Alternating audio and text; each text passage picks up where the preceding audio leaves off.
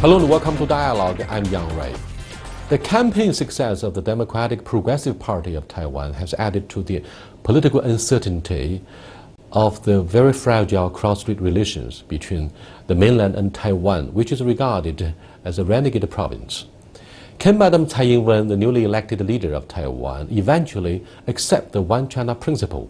And what would be the consequences arising from the political intransigence of the Taiwanese authorities to sustain the close economic ties across the Taiwan Strait? And how do the younger generation of Taiwan look at the future of this relationship? Today, I'm very happy to be joined here by Professor Huang Jing, Director of the Center of Asia and Globalization with the National University of Singapore. Welcome to Dialogue, Professor Huang. Thank you.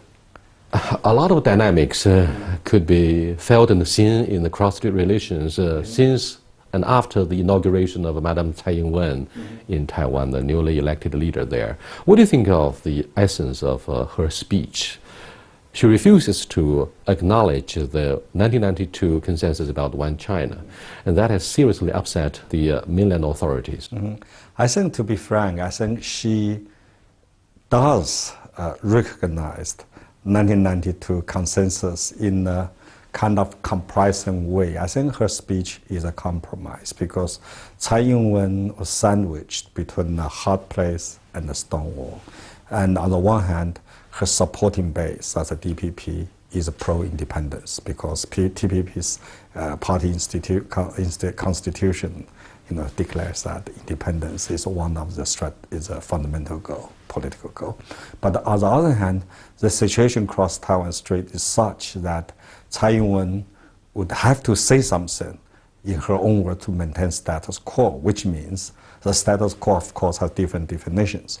By definition, accepted by mainland China and Taiwan under the leadership of Ma Ying-jeou is a 1992 consensus, which means both sides of Taiwan Strait recognize it's only one China. So Tsai Ing-wen have to respect and recognize this fact. Otherwise, her leadership could be undermined in a fundamental way. And given that today's mainland China is a very powerful global power. So therefore, in her speech, she said that she recognized the historical fact that in 1992, both sides had conferences, and at this conference, a series of consensus has been achieved and has become the foundation of cross-strait relations. So she said she recognizes historical facts without saying that she recognized 1992 consensus. The ambiguity may be a very useful ambiguity for the Taiwanese side, has caused some troubles if you look at the 212 balloons the mainland issued. For example, our restoration of diplomatic relations with Gambia, one of the poorest countries in Africa, and the other is eventually Taiwan agreed to attend the WHA session with the permission of mainland, of course. But it's awkward and embarrassing for Taiwan to be called Chinese Taipei. Yes. What do you think of these two trial balloons in terms of political groundwork for the two sides to continue to work in a constructive way, the way we supported each other with the KMT government under the leadership of Ma Ying-jeou? These two events or two incidents do expose Tsai Ing-wen's dilemma.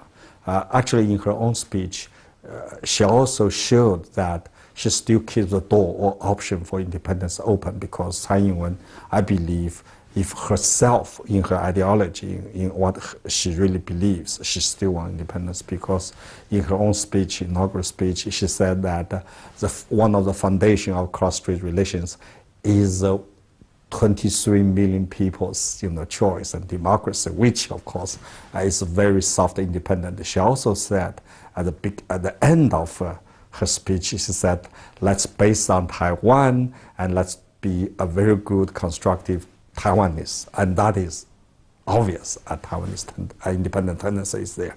So these two events or two incidents, I said two test balloons, did let people know that she still has a huge tendency towards independence. I think the bottom line is this: I believe as a person, Madame Tsai Ing-wen is very much for the independence. But then the question is that why she made such a compromise? I think it's because the fundamental situation, the overall situation, the so-called big situation has changed fundamentally. We all remember that in 2008, when Ma Ying-jeou became the Taiwanese leaders, at that time, no Taiwanese political leaders dare to talk about reunification.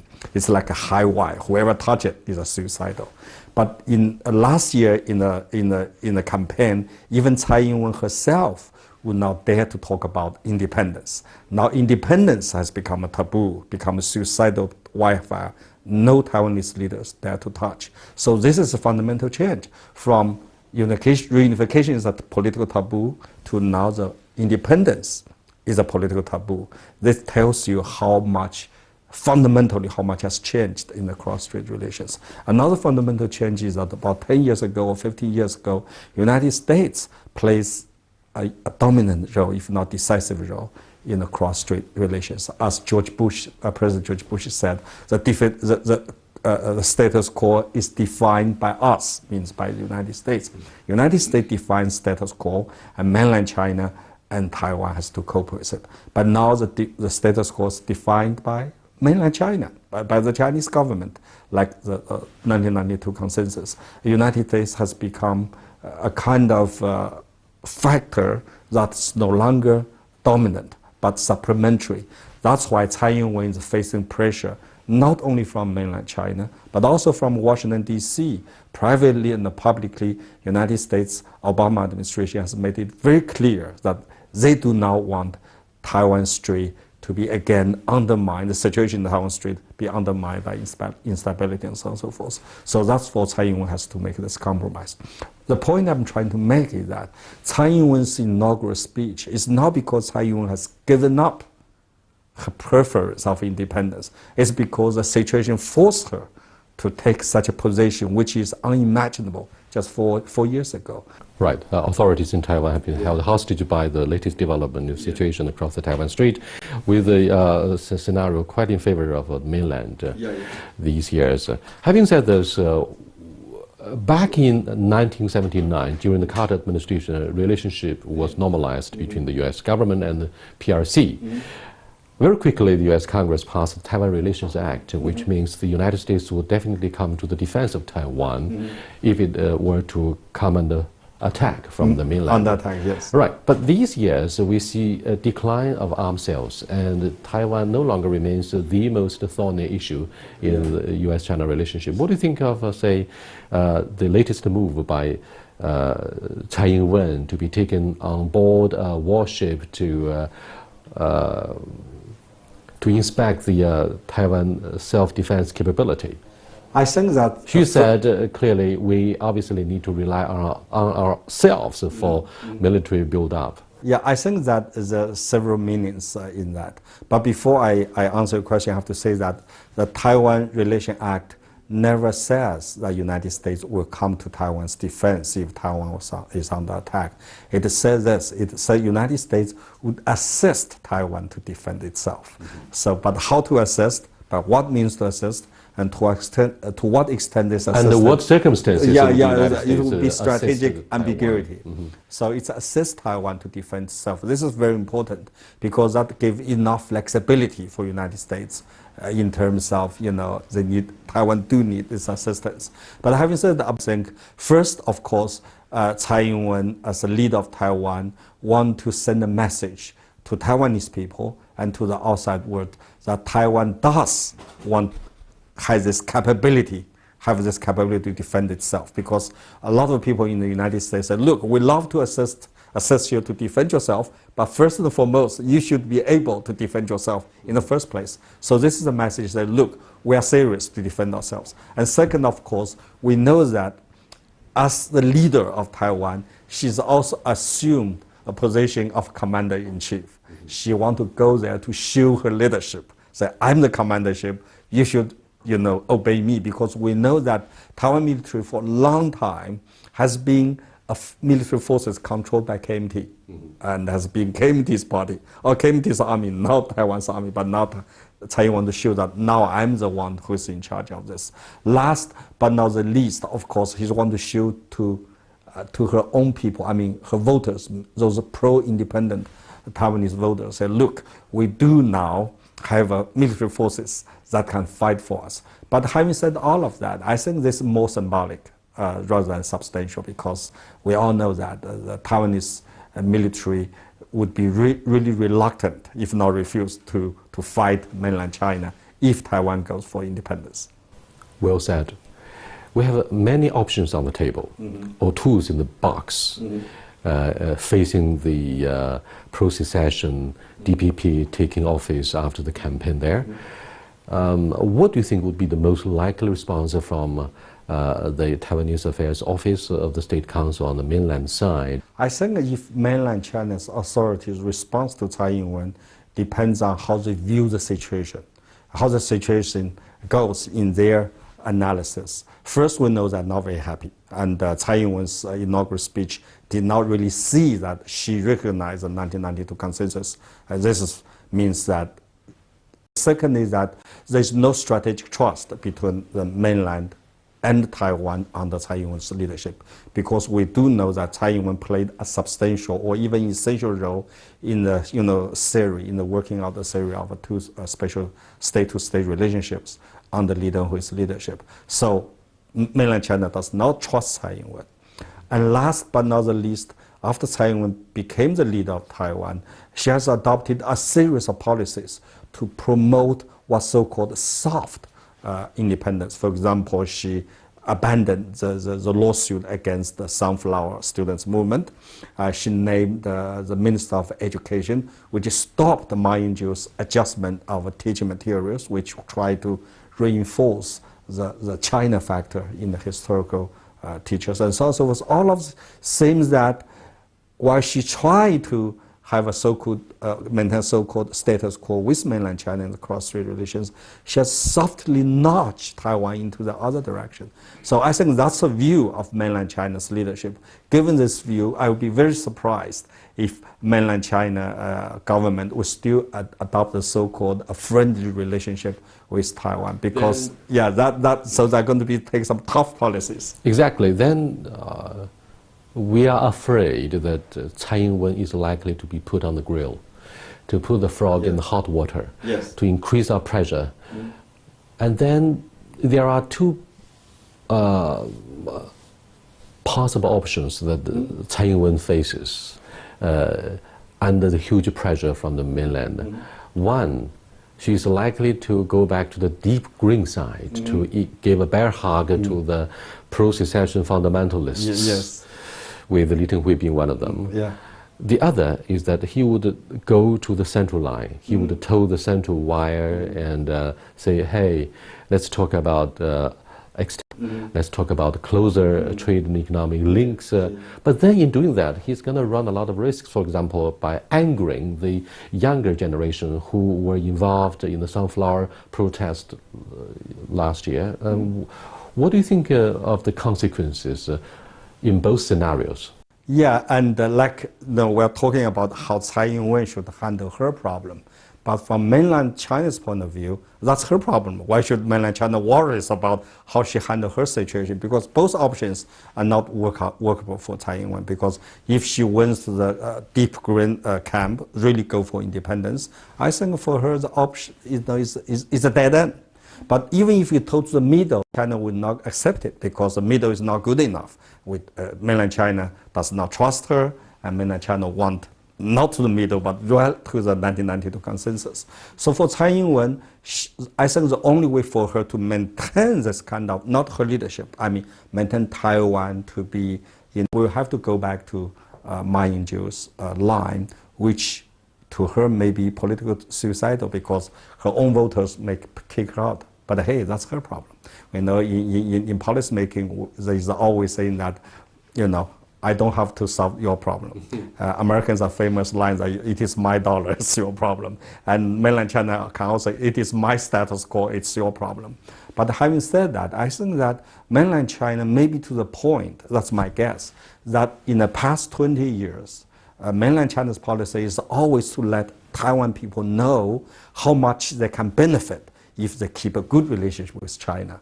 And maybe mainland Chinese leaders will think, now this is the time to let you know how much price you have to pay if you want to go away from us. And so the Tsai Ing-wen has to figure out, is this price she can afford to pay? If she pay for this price, then she will have to make a choice. This choice may be very difficult. It's a hard choice. But hey, like I remember in 2006 when Hillary Clinton was interviewed, Barbara asked her a question. That is, what's the lesson you learned after 6 years in the White House? I mean, no, 1996 and 2000. And Hillary's answer, I still remember.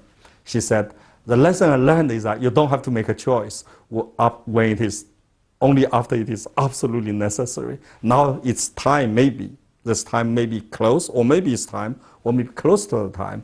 And Madame Tsai Ing-wen really have to make a hard choice. It's not because she likes, but because she has to.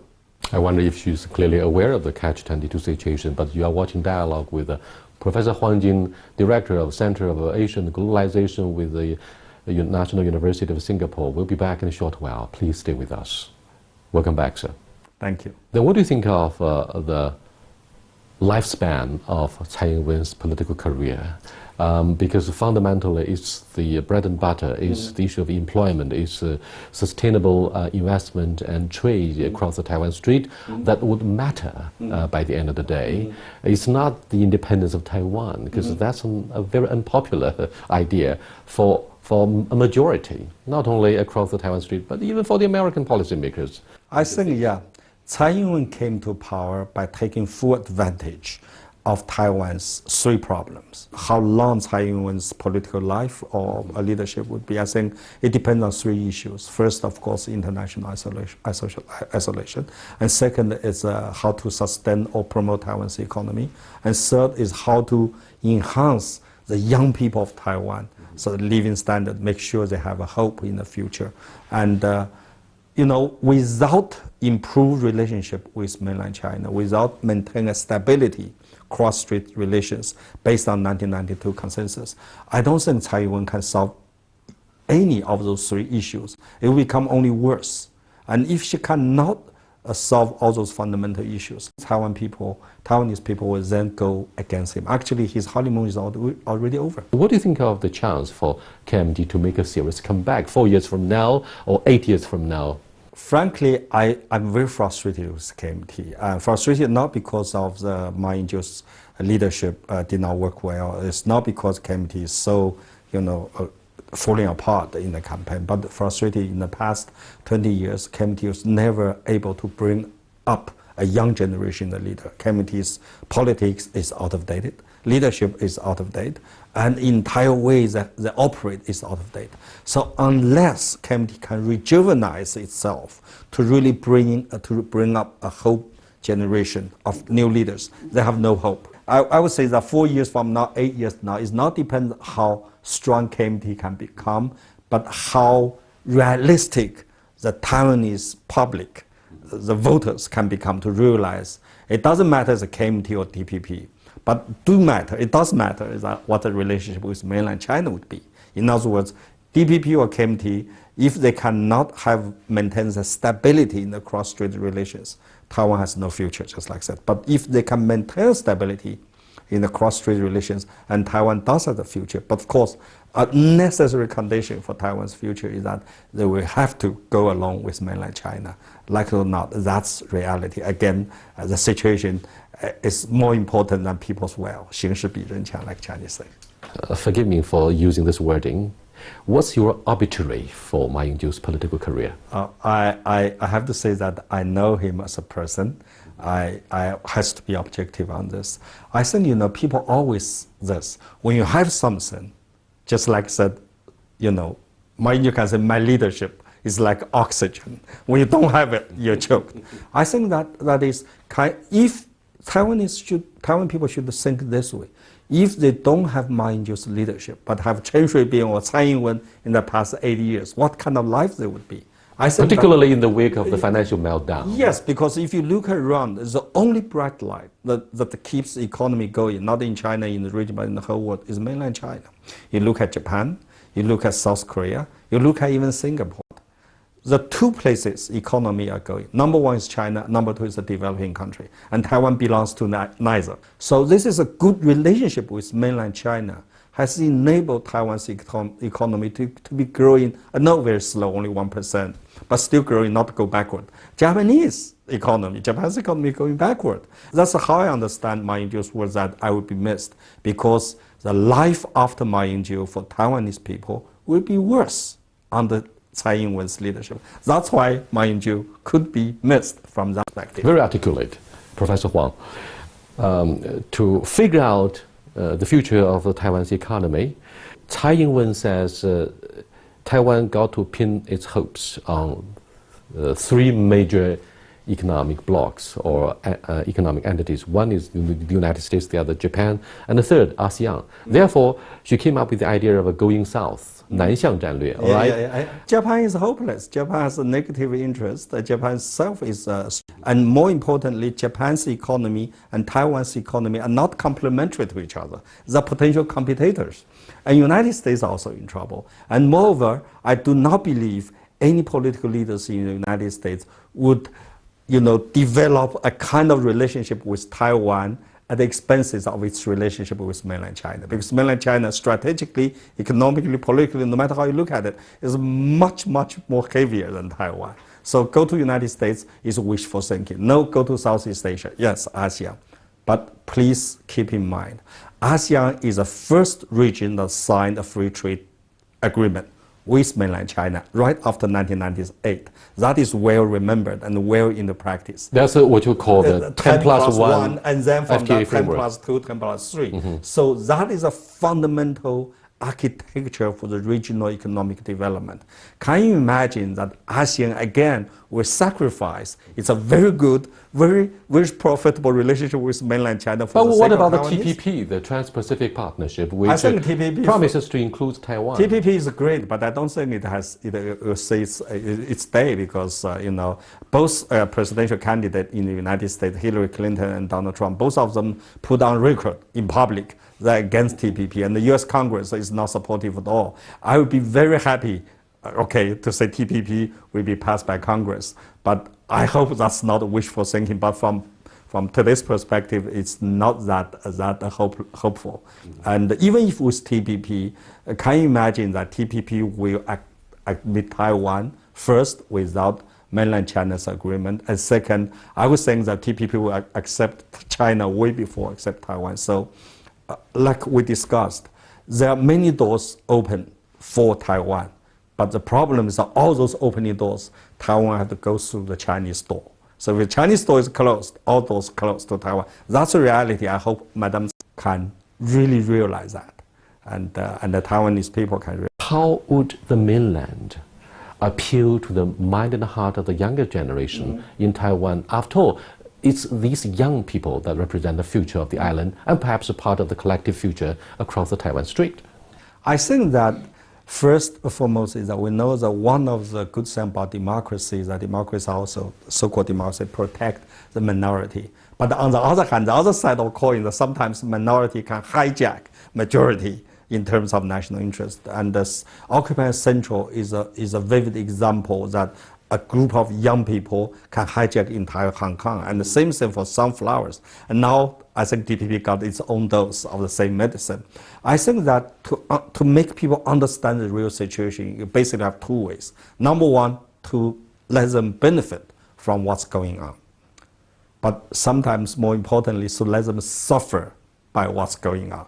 We learn our lesson through our mistake. We learn our lessons through our suffering, not from our enjoyment. So in that regard, I think that mainland China can be so prosperous nowadays because mainland China learned a big lesson through Cultural Revolution, through those hardships in those years. I think sometimes, you don't understand who you are, you don't understand what kind of situation you get involved because you have enjoyed your life too much. I don't mean that Taiwanese people deserve to suffer, but I do mean those people who believe that they can do better by poking their fingers into the eyes of mainland Chinese people. I think those people need to learn maybe a realistic lesson in this regard. DPP has taken office, and they will definitely refuse to rewrite the curriculum. That 陈水扁 did a lot to desinify. I mean, 去中国化. I mean, to get rid of the Chinese factor. So, do you have a growing sense of alienation? I would say that things actually are more complicated. I think for any nation state, any people, the two sets of identity. One is what we call the cultural identity. I speak the language.